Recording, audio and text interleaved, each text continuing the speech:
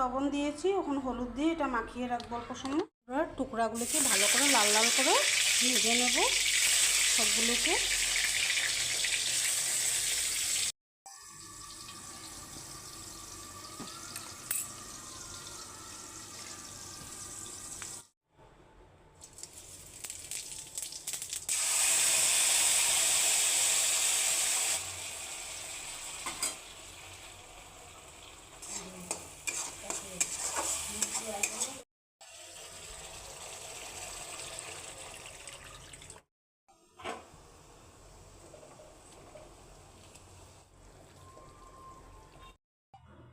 আমার চাল কুমড়োর চচ্চড়ি রেডি। দেখো, দেখতে অনেক অসাধারণ হয়েছে।